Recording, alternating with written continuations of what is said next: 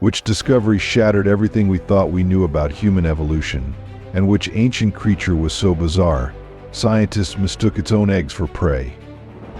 Stay tuned to see how a tiny hybrid skeleton and a shark's spiral teeth stunned scientists worldwide. Since 1991, near the town of Dmanisi in southern Georgia, archaeologists have uncovered 5 early human skulls that revolutionized our understanding of human evolution. The most complete, known as Skull 5, was discovered in 2005 and formally described in 2013. Before this, scientists believed Homo habilis evolved in a straight line into Homo erectus. But the Dmanisi findings challenged this view, revealing that multiple distinct-looking individuals lived at the same time, possibly within a single species.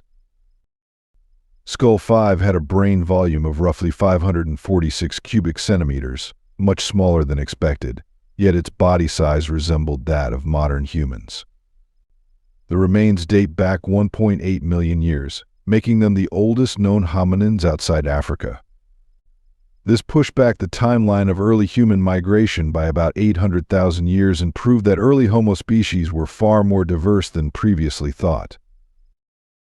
But how about a discovery that reshaped our understanding of life beneath the ancient oceans? During an excavation on the Arctic island of Spitsbergen, part of the Svalbard archipelago in Norway, Norwegian and Swedish scientists uncovered fossil remains that have reshaped our understanding of marine reptile evolution. They discovered what is currently considered the oldest known ichthyosaur fossils on record.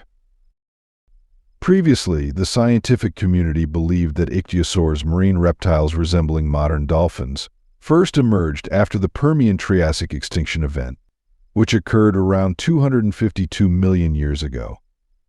However, the fossils found in the rocks of the Upper Permian Formation at Svalbard were dated to approximately 254 million years ago, 2 million years earlier than that mass extinction event.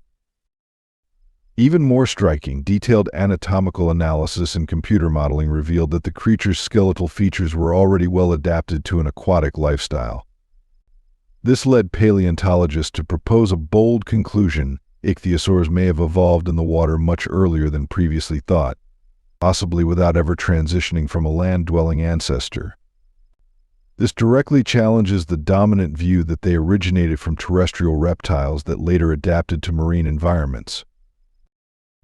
If skulls from Georgia challenged our migration story, what could a darkened fossil in Africa reveal about our evolutionary roots? In the field of human origins, few discoveries have been as pivotal as that of Paranthropus aethiopicus, one of the earliest known members of the robust Australopithecine lineage. In 1985, a nearly complete skull was unearthed west of Lake Turkana in northern Kenya.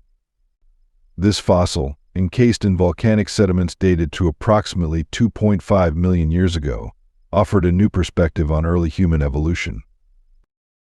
Due to intense mineralization, the skull developed a striking dark coloration, earning it the nickname Black Skull.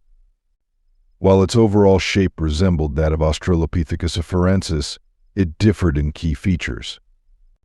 Paranthropus aethiopicus had a smaller cranial capacity, a pronounced sagittal crest, and extremely robust jaws. Though the teeth were missing, the size of the oral cavity indicated that the species likely consumed hard, fibrous plant material. Later excavations in the same region revealed a lower jaw from another individual of the same species. Combining primitive traits with distinct features seen in later species, Paranthropus aethiopicus is placed between Australopithecus afarensis and Paranthropus boisei on the human family tree. I think that humans only reached the Americas recently. This next discovery might force you to rethink that entirely. For decades, researchers have debated when humans first arrived in the Americas. For a long time, the dominant theory held that the first settlers crossed into North America around 13,500 years ago, linked to the Clovis culture. However, a wave of discoveries has steadily pushed that timeline back. One of the most groundbreaking findings came from excavations at Chiquihuit Cave in the state of Zacatecas, northern Mexico. There, archaeologists unearthed nearly 2,000 stone tools buried deep within sediment layers. Using a combination of radiocarbon dating and optical luminescence techniques, scientists dated the artifacts to approximately 30,000 years ago. This evidence suggests that humans may have been present in North America well before the end of the last ice age, possibly by more than 16,000 years. These findings not only challenge the long-standing Clovis first model but also raise new questions about early migration routes into the continent, hinting at a much earlier and more complex peopling of the Americas than previously believed. But not all discoveries lead to new truths. Some remind us how easily science can be misled. Before we continue, I have a special 10-second request for all of you listening. If you can help me in any way, just press the notification bell and hit that subscribe button. It means the world. It really supports this channel. And if you do that for me, I promise my team and I will do everything we can to make this show even better for you. Deal? In 1922, American geologist Harold Cook discovered a fossilized tooth on his ranch in Nebraska. He gave it to paleontologist Henry Fairfield Osborn, who identified it as belonging to a previously unknown primate, naming it Hesperopithecus Harold Cookie, later dubbed the Nebraska Man. That same year, the Illustrated London News published a full-body reconstruction of this early human, even though it was based solely on a single tooth. The artist modeled the image on a sculpture of Pithecanthropus, an outdated term once used for early human ancestors. Osborn did not approve of the speculative illustration. In 1925, the story unraveled. Further analysis showed the tooth belonged not to a human ancestor, but to a peccary, a pig-like mammal. The Nebraska Man was officially discredited. Decades earlier, in 1868, German biologist Ernst Haeckel had proposed the name Pithecanthropus for a missing link between apes and humans. Inspired by this idea, Dutch anatomist Eugene Dubois later discovered Java Man, now classified as Homo erectus. Ready for a discovery that blurs the lines between modern humans and ancient relatives?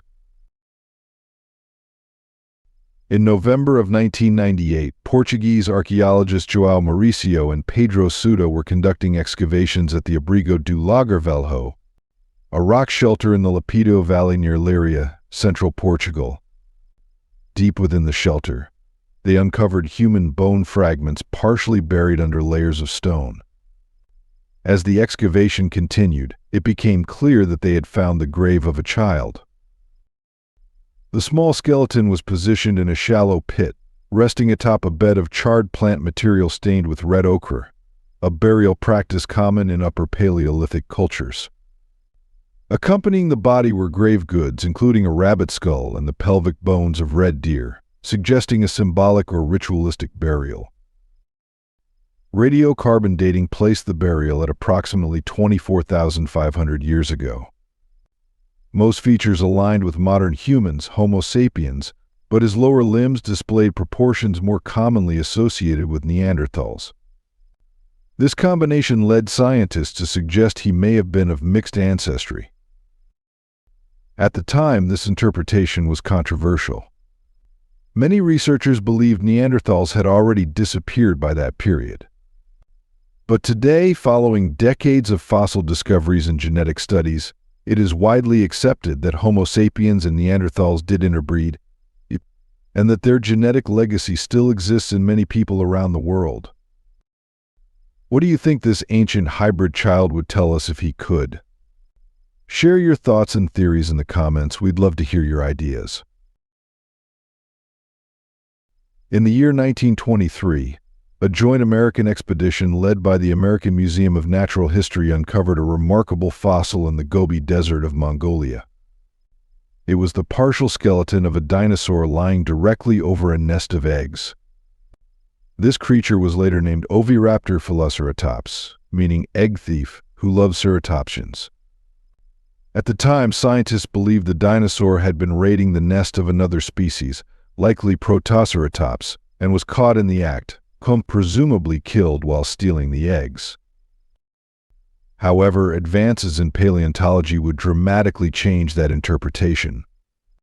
Decades later, with the aid of modern CT scanning and other imaging technologies, scientists re-examined similar egg clutches. In several cases, embryos inside the fossilized eggs were identified as oviraptorids, not protoceratops. The fossils date back to roughly 80 million years ago, during the late Cretaceous period.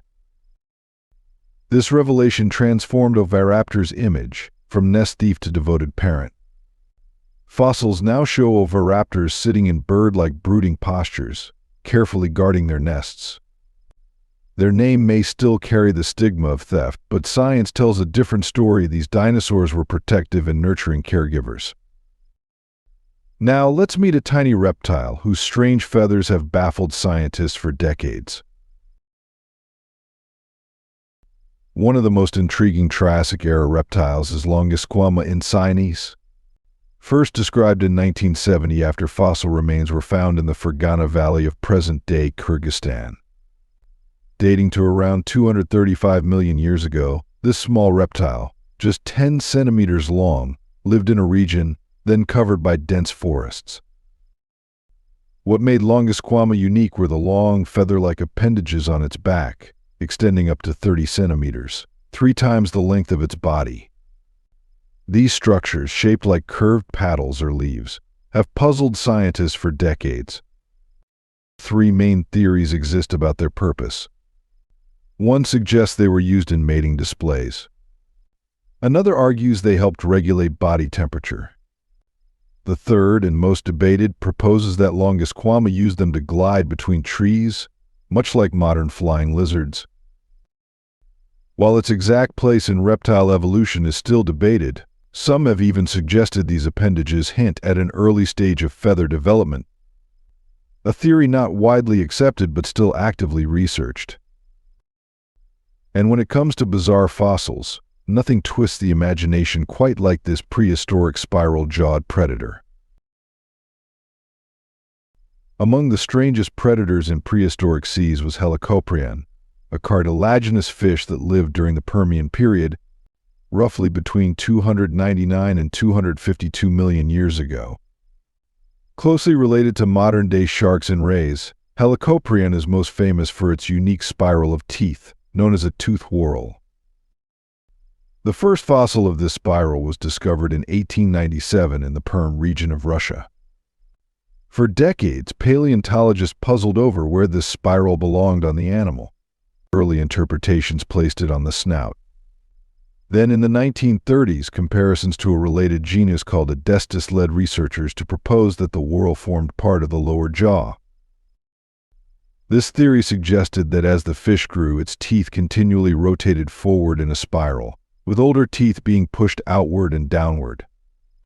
Only the largest teeth at the outer edge were visible externally. In 2008, a new hypothesis was introduced by American paleontologist Leif Tapanila, who suggested the spiral might have been located deeper in the throat. However, most recent studies, particularly those involving CT scans, support the lower jaw placement. To date, no complete skull has been found. But with every new discovery, Helicoprion continues to surprise scientists and expand our understanding of evolutionary adaptations in ancient marine life. In the early 18th century, Dr. Johann Bartholomeus Adam Beringer, a professor of medicine at the University of Würzburg in Germany, developed a fascination with fossils. He paid local boys to bring him unusual stones from nearby hills. In 1725, they delivered limestone slabs carved with images of sunbursts, worms, birds, and even Hebrew letters. Believing them to be natural wonders, Beringer collected over 2,000 stones within months. Convinced of their divine origin, Beringer published Lithographiae Würzburgensis in 1726, defending the authenticity of the stones. However, his confidence collapsed when he noticed tool marks. Investigations revealed the hoax was orchestrated by 2 of his colleagues, Ignaz Roderick and Georg von Eckardt, who intended to embarrass him. Beringer sued them and won the case, but the scandal left a permanent stain on his reputation. Today, the fake fossils are remembered as the Lugenstein or lying stones and remain one of history's most notorious scientific frauds. Next, an island discovery so unbelievable it earned the nickname straight out of fantasy literature. In 2003, archaeologists on the Indonesian island of Flores made a stunning discovery in Liang Bua Cave. They unearthed remains of a previously unknown human species, later named Homo floresiensis, or Flores Man. These individuals stood no taller than 106 centimeters, earning the nickname hobbits, inspired by J.R.R. Tolkien's characters. Anatomical studies revealed they had small brain cases, large brow ridges, flattened noses, and limb proportions more similar to early hominins like Australopithecus than to modern humans. Despite their small brain size, around 400 cubic centimeters, they could craft stone tools, use fire, and possibly hunt small animals. Scientists believe their short stature resulted from island dwarfism, a natural evolutionary process on isolated landmasses. Interestingly, Flores also hosted dwarf elephants called stegodons, showing a similar pattern. Dating of the fossils and tools places Homo floresiensis between 60,000 and 100,000 years ago. Their extinction likely followed a major volcanic eruption that reshaped the island's environment. What do you think? Could other unknown branches of humanity still be waiting to be uncovered? Tell us in the comments. In northeastern Illinois, at the famous fossil site of Mezon Creek, researchers uncovered an extraordinary find, a fossilized horseshoe crab dating back over 310 million years. Horseshoe crabs are often called living fossils, having first appeared around 485 million years ago during the Ordovician period of the Paleozoic era. Astonishingly, they continue to survive to this day, offering a rare glimpse into ancient evolutionary history. This particular fossil was exceptionally well preserved. When studied closely by Russell Dean Bicknell, an invertebrate paleontologist at the University of New England in Australia, scientists discovered something groundbreaking: a white imprint of the crab's brain and parts of its central nervous system, details rarely seen in fossils. By comparing the internal structures of this ancient horseshoe crab with its modern relatives, researchers confirmed that virtually no anatomical changes have occurred over more than 300 million years. This discovery helped fill crucial gaps in our understanding of the internal anatomy of ancient arthropods and reinforced the extraordinary evolutionary stability of horseshoe crabs. One of the most extraordinary fossil discoveries was made in the Burgess Shale of British Columbia, Canada, a world-famous site known for preserving ancient life from the Cambrian period, roughly 508 million years ago. In 1977, paleontologist Simon Conway Morris described the bizarre fossil of a creature he named Hallucigenia, a reference to its dreamlike, almost surreal appearance. Initially, Hallucigenia was reconstructed as a worm-like invertebrate walking on stiff spines, with tentacle-like appendages sticking up from its back. Scientists were baffled for decades, unable to identify where its head was located. The mystery began to clear when better preserved fossils were later discovered in Chengjiang, in Yunnan Province, China. These fossils showed that the animal's soft limbs were legs, and the spiky structures were defensive spines along its back. Researchers finally identified Hallucigenia's head, complete with simple eyes, a slit-like mouth, and fine tentacles likely used for feeding. Hallucigenia's strange anatomy revolutionized our understanding of early animal evolution, placing it among the ancestors of today's velvet worms and shedding light on the diversity of Cambrian ecosystems. In the limestone labyrinth near the Italian city of Altamura, a groundbreaking discovery was made in October of 1993. Speleologists exploring the Lamolunga cave found human remains entirely encased in thick deposits of calcite and stalagmites. Initially, estimates for the age of the surrounding formations varied widely, from 100,000 to 400,000 years. However, it was not until 2015 that more precise dating was possible. Using uranium-thorium dating techniques, scientists determined that the calcite encrusting the skeleton had begun forming approximately 150,000 years ago. Early anthropologists proposed that the remains belonged to a Neanderthal, but at the time, the delicate condition of the skeleton, fused to the rock, made direct testing impossible.